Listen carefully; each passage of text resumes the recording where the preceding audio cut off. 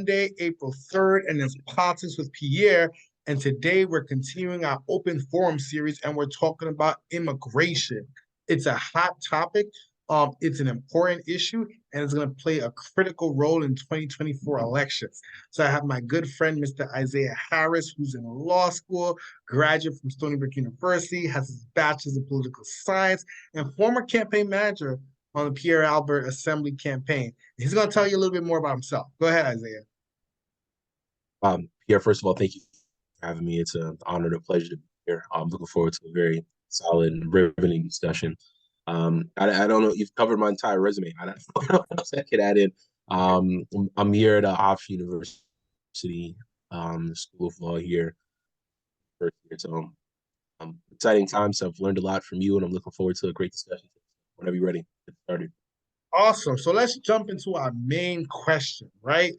What is the right thing to do, or is there a right thing to do concerning immigration? Is immigration a moral issue, right? So do rich countries have a moral obligation to take in and help those who are struggling in other countries? And have rich countries played a role in the economic woes of less developed countries?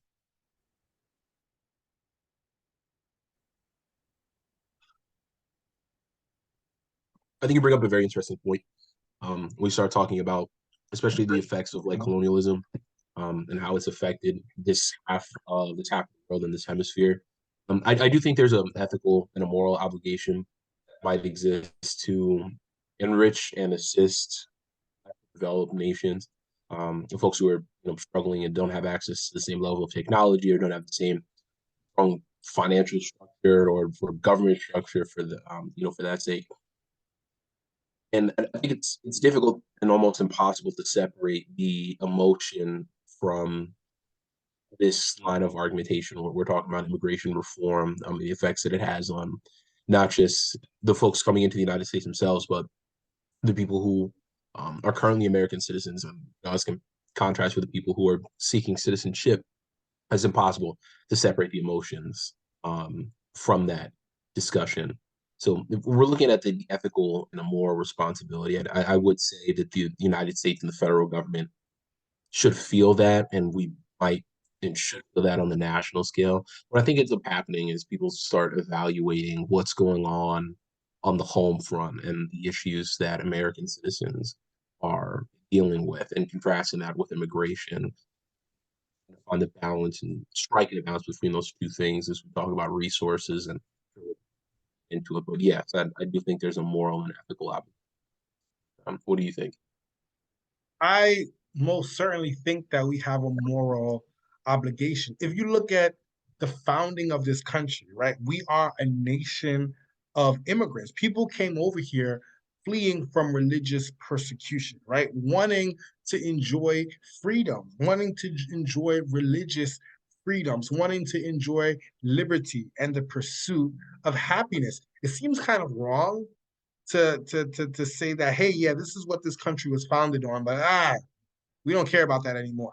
We wanna close the door now. No, and I think we have a moral obligation to support and back basic fundamental human rights, right? Which is the right to housing, the right to a good education, the right to food, the right to healthcare. And I don't think that that is too much. We have an obligation to support those people who are here, and those people who live elsewhere if we have the financial means, right? We have an obligation to open up our borders and allow people to have a better life. And they are, they contribute to our society. You know, they live amongst us. They work amongst us, and this issue is very close to my heart. Given the fact that my mom was an immigrant, she came over here in the 1990s. The church that I intend to attend has a large immigrant population, and the community that I live in. Uh, the reality of the situation is we have an undocumented population right here in America, right now, right? So aside from the people that are coming in, we have about 10 million people that are living undocumented here, as reported by the New York Times. My question What do we do with that undocumented population, right? Um, do we look at amnesty for everyone that is living here? Something we did in the 1980s, and it was a Republican president who was in office at the time. Yeah, I think the idea of a blanket amnesty program is a great start and a way to initiate the conversation. I know there's a few bills in the House and the Senate that are looking at both the Dream Act and changing some fortunes of the in dealing with amnesty. I think they're contemplating in the House. The current bill is on the table. Would change the residency requirement, and basically, folks that have been staying here longer than 7 years would be fast tracked on that path to citizenship with a green card process in terms of becoming a long term permanent residents. So I think it's a great conversation starter. I think the American public, though, is a bit hesitant to buy into that. And a lot of this has to do with, the vilification of immigrants and in the media. They're criminals, and the majority of them are violent, or they're coming here to steal You jobs, can say you can and say the thoughts of people again. interfere with the American economy. But very much to your point, these individuals are real skilled workers and laborers and contributors to our communities and the American society as a whole. And in certain areas, particularly agriculture, they're the backbone of those industries. So we'd be remiss if we weren't working more so as a country to deal with the crisis at hand and trying to find the most equitable solution for all. And I think the conversation about amnesty is a great first step. We'll see how it fares once it gets to the House and particularly through the Senate. But I definitely do think it's a great thing to start. One thing I wanted to ask is we're talking about this is the aspect of representation and voting. You had mentioned I think one from the New York Times about 10 million undocumented immigrants in the United States. And the way I see it is we can sort of liken this conversation to people who were previously incarcerated and are branded as felons in Mm. certain areas of the country, and their voting rights and liberties are suppressed in a similar way to how we're talking about undocumented immigrants. So I was curious to see your thoughts about potential enfranchisement and what steps we should take going towards representation. We're not going to fix the world in this conversation. I'm aware of that, but any thoughts you might have on that? You know, we are supposed to be the champions of democracy, right? And we are supposed to be the champions of self-governing, right? We can't truly be the champions of democracy, right? If we have a segment of our population that is in the shadows, you know, Right, a population where, some of them, this is the only land that they know. This is the only country that they know. This is the only president that they know. They are loyal to this country. And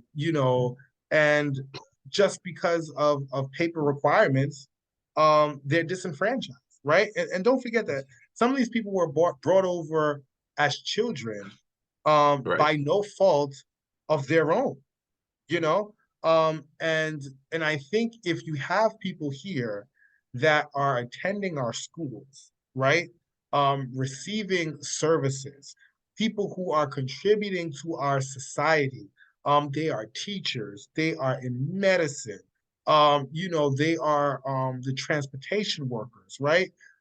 You have these people fulfilling these functions and they don't have a say in government. They don't have any say in the policies. They don't have any say in the rules.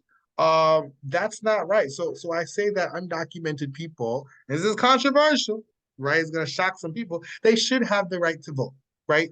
And the reason why some folks might be afraid of that is because they'll have to work a little bit harder in elections, right? Now you have to On reach these all people. levels, on all levels, state, federal, and local. I believe so. And my thing is, what are we afraid of by giving them the right to vote?